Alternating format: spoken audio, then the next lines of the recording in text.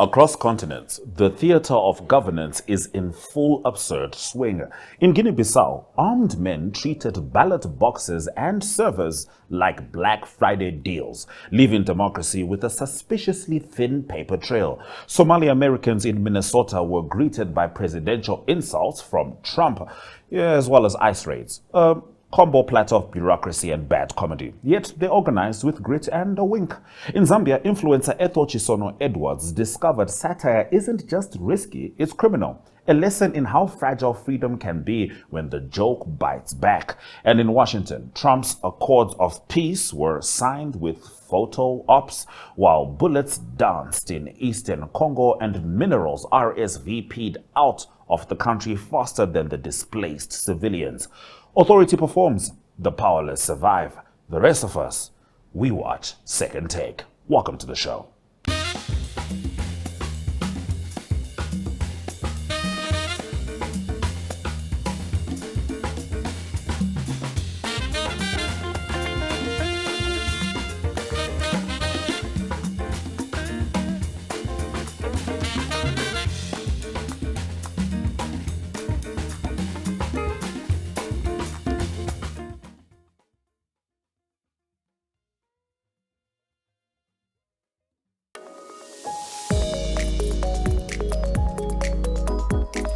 Guinea-Bissau, the country where even the ballot papers need bodyguards. You see, there are places where elections are tense. There are places where elections are messy. And then there is Guinea-Bissau, the only country where the ballot box doesn't just go missing, it disappears with the kind of precision that suggests someone rehearsed the heist with PowerPoint slides and a laser pointer. On November 23rd, the people voted. On November 26th, the results were supposed to be announced, and by November 27th, democracy was sitting in the corner of a room, staring at its empty pockets, wondering who mugged it. The National Electoral Commission tried, genuinely, to pretend everything was normal. They had the tally sheets, they had the legal documents, they had a server humming away like a dependable generator in the rainy season. But then, on that fateful evening, a group of armed and hooded men did a kind of political smash and grab so theatrical that even Nollywood would say the script is a bit macho. 45 staff members, all at work, all stripped of their computers. A server room ransacked so aggressively it must have personal grievances. And all the regional tally sheets, the precious procès-verbal, whisked away like someone was collecting souvenirs. When Idrissa Jallow, the CNE vice president, finally faced reporters, he looked like a man who had just watched the last copy of his thesis manuscript float down the river. It is legally and materially impossible to proclaim any result, he said, sounding like someone who has accepted his fate but still hopes for a miracle. The electoral process is suspended indefinitely, and with that one sentence, a country with 9 coups in its back pocket added electoral vaporization to its democratic repertoire. But this is Guinea-Bissau, a country where power doesn't rotate, it ricochets, because the very same night the results were meant to be announced, Major General Hota marched in like a substitute teacher who had discovered the class set their textbooks on fire. He took control of the key points of the city, surrounded the CNE, and placed President Umaro Sissoco Embalo under house arrest. By the next morning, he was being sworn in as transitional president, promising elections in a year, which in West African military time generally means we'll see. His justification? The same explanation Guinea-Bissau has recycled since the mid-2000s. Drug traffickers made him do it. According to Inter, this was not a coup. No. This was a patriotic rescue mission to save democracy from cocaine. He blamed narco-traffickers and their political allies, a phrase that in Bissau has become so elastic it could refer to anyone from an actual cartel boss to your neighbor who grows suspiciously healthy tomatoes. Of course, he did not provide evidence. He simply invoked the country's favorite villain, the mysterious, omnipresent Latin American cartel, and hoped everyone would nod along. And many did. Because in Guinea-Bissau, the cocaine explanation has become so common, you'd think that the Constitution actually requires it. But let's be fair, it's not entirely fictional. Guinea-Bissau is a place where large chunks of the Atlantic drug trade pass through the subtlety of a marching band. The UN calls it a narco state. The EU says the military is compromised. ECOWAS prays in lowercase. But even with all that, the timing of Inter's intervention was a little too neat. A little too convenient, a little too, we couldn't risk the results being announced for reasons we won't disclose. And that is the tragedy beneath this comedy. The results are gone, not disputed, not contested, not recounted, gone.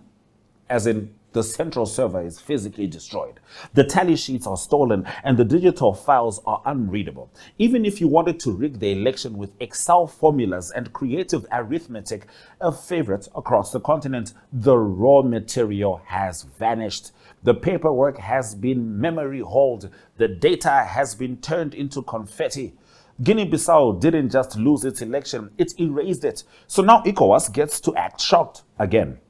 On December 1st, President Julius Maada Bio of Sierra Leone flew in with a delegation to tell the junta to resume the electoral process and release the results.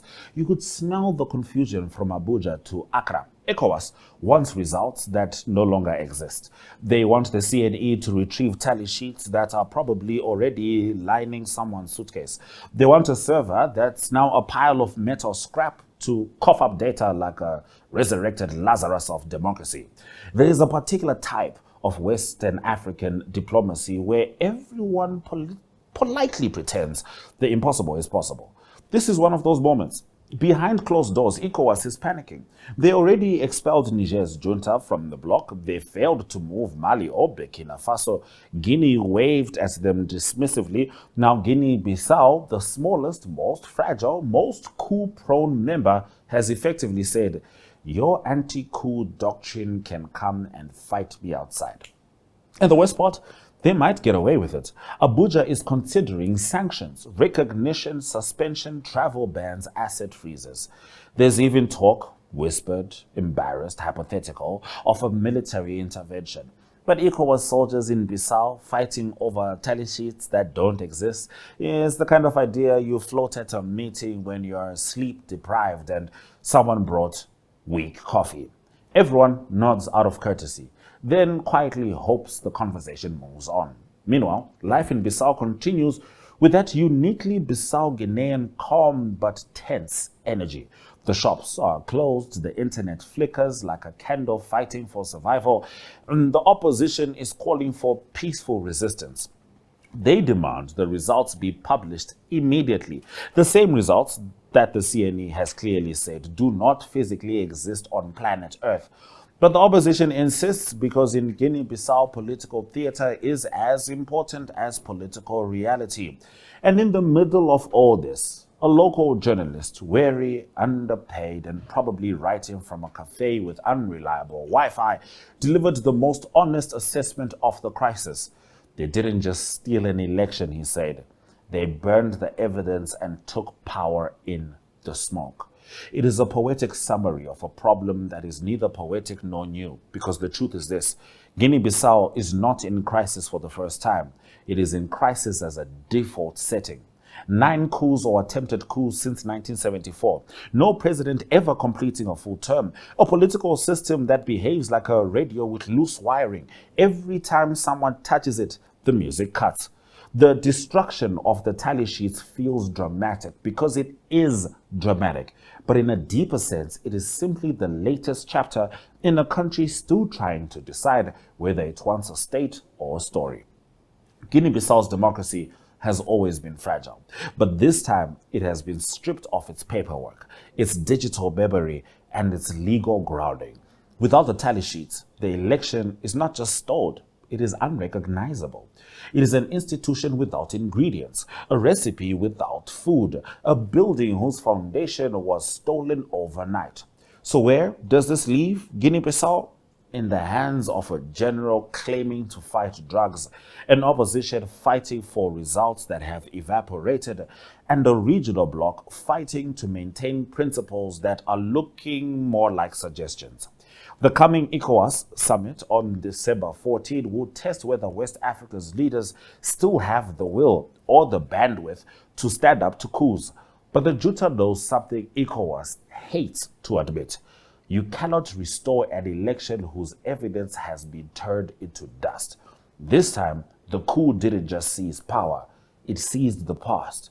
It seized the paperwork that democracy needs to function. It erased the receipts. And in a continent where power is often about who controls the narrative, Guinea-Bissau has done something radical. It has destroyed the story itself. The ballots have vanished. The data is gone. The tally sheets are missing. Because in Guinea-Bissau, even democracy knows to keep its bags packed.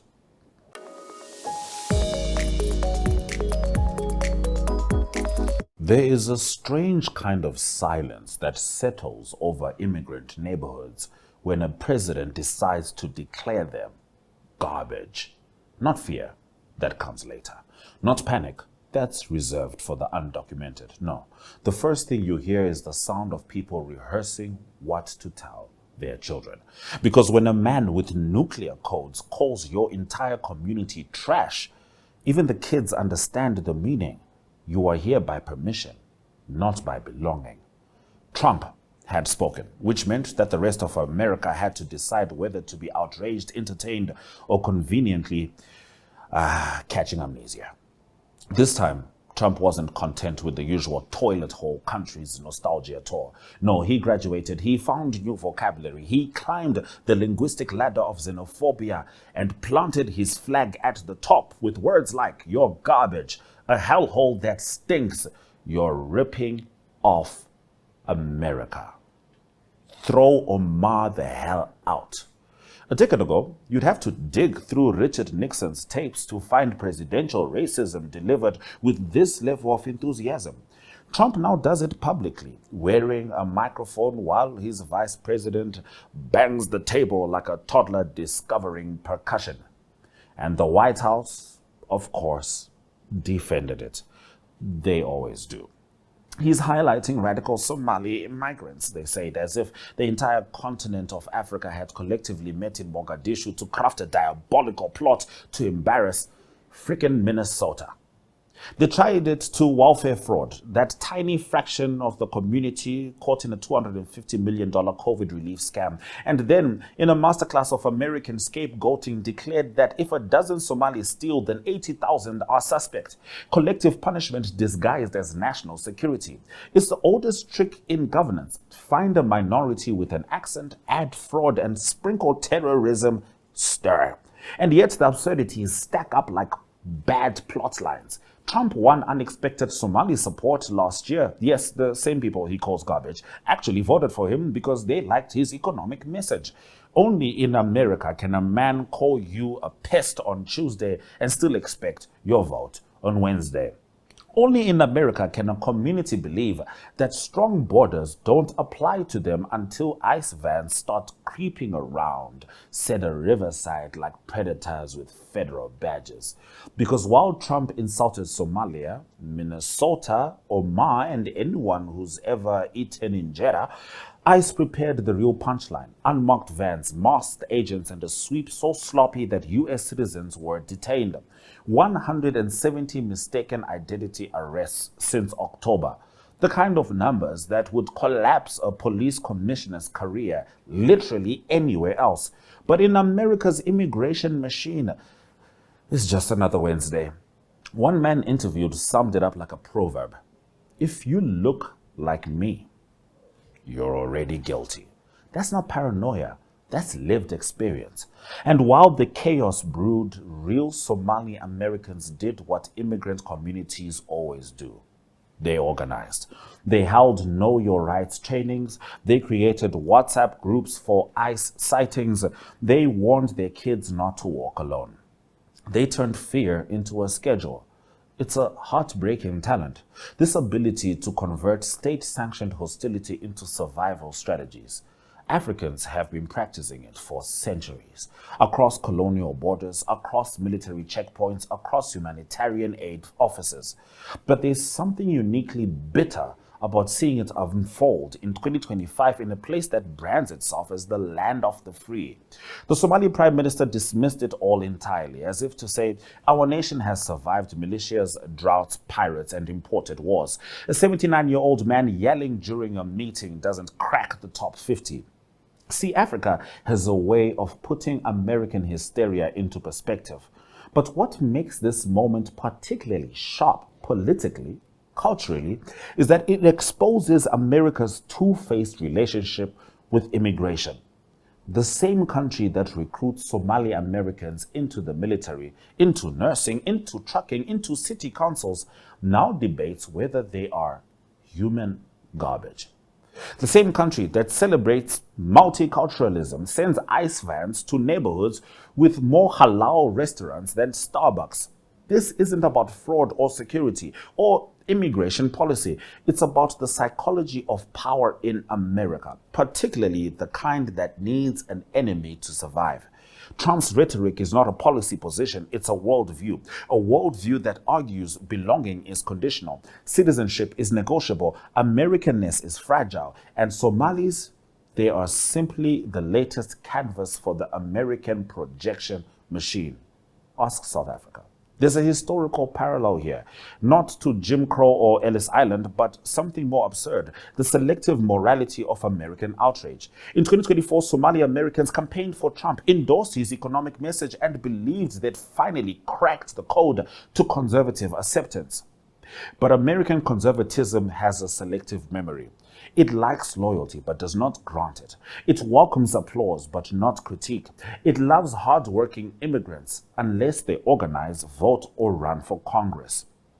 Omar's mere existence in Washington has become a cultural trigger. Her accent, her hijab, her fearlessness. It is too much for a political class raised on white picket fences and Fox News mythologies. Trump's attack wasn't about fraud. It was an attack on her symbolism. The immigrant who not only arrived but ascended. That's the real threat. But what truly defines this story is the reaction from the community itself. Somali Minnesotans responded with a mix of anger, humor, and resilience. The holy trinity of immigrant survival. Social media lit up with memes declaring Minnesota the promised land, with jokes about refusing to leave because the snow taught them discipline. It's dark humor, yes, but it's also an act of resistance. A reminder that the insult does not define them. Their response does. By the time ECOWAS responds to Guinea-Bissau, Minneapolis will still be dealing with ICE vans, closed shops, and families sleeping with one eye open. But there is a lesson here, one rooted in African political wisdom. Communities survive presidents. Communities outlast rhetoric. Communities know that a man can sit in the Oval Office and still not understand the people he governs. America may believe it is teaching Somalis about law and order, but Somalis, survivors of war, famine, displacement, know something America does not. When a leader insults you, he is revealing his fear, not your worth.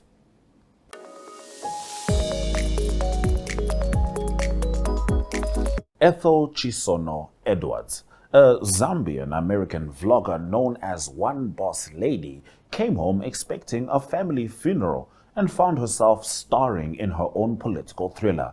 Instead of hugs and condolences, she got handcuffs at Kenneth Kaunda International Airport. Her suitcase, still packed for her grandmother, became evidence in a trial that would land her 18 months in prison for hate speech. Welcome to the digital frontier of Zambian politics. Edwards built her fame on calling out corruption, poking fun at politicians, and telling uncomfortable truths to anyone in power. Her videos, often shot poolside in designer shades, were spicy, bold, but funny. But Zambia's freshly minted Cybersecurity and Cybercrimes Acts didn't come with a sense of humor. Under these laws, online insults can now be treated like national emergencies, and apparently a viral TikTok counts as an attack on the state. Her crime? Insulting President Hakainde Hichilema on social media. 4 counts: seditious practice and hate speech, the court said. Did she threaten anyone? No. Did she steal state funds? Not a kwacha. Did she make people laugh and cringe at the same time? Absolutely. But Zambia's new cyber laws are less about comedy and more about control. One viral rant, one sarcastic meme, one cheeky TikTok dance criticizing the president, and you could end up behind bars. The court hearing was surreal. Edwards, usually fearless and fiery, apologized. She read her confession in court. I want to unreservedly apologize to the president, his family, and the nation of Zambia for the words that I uttered.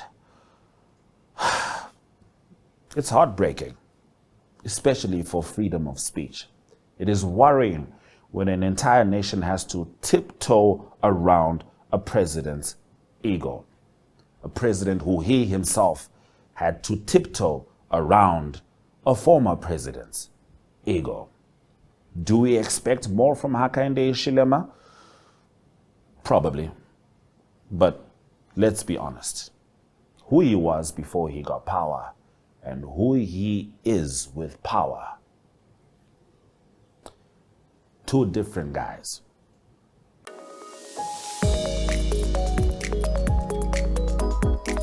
There is a curious ritual in international politics. Take a war zone, sprinkle American glitter on it, call it a peace deal, then pretend no one noticed the smoke rising from villages down the road. Welcome to December 5, Washington, D.C., where Donald J. Trump United States Institute of Peace, yes, he named it after himself, hosted Congolese President Felix Tshisekedi and Rwandan President Paul Kagame to sign the so-called Washington Accords. Trump beamed as if he had personally brokered the end of every conflict since pharaohs built pyramids. Behind him, Secretary of State Marco Rubio clutched the ceremonial pen like it might explode if it dropped. Cameras flashed, African dignitaries nodded politely, and somewhere in the forests of South Kivu, M23 rebels and troops exchanged artillery greetings like old friends disagreeing over lunch. Because that's the thing about Trump's peace deals. They are remarkably flexible with reality. Peace is optional, optics are mandatory. While Tshisekedi and Kagame scribbled their signatures, bullets were flying 75 kilometers from Uvira. Shells traded hands, civilians ducked, and markets hummed under rebel oversight. But hey, as long as the White House Instagram post looks nice, there's nothing to see here. The accord itself, it reads like a high school economics assignment. Rwanda will pull troops back eventually. Congo will neutralize the FDLR, maybe. And both sides will embark on joint ventures in hydropower and mining. Absolutely. Americans call it incentivized cooperation. Locals call it truce theater. In plain language, if you want US dollars, first pretend to care about peace.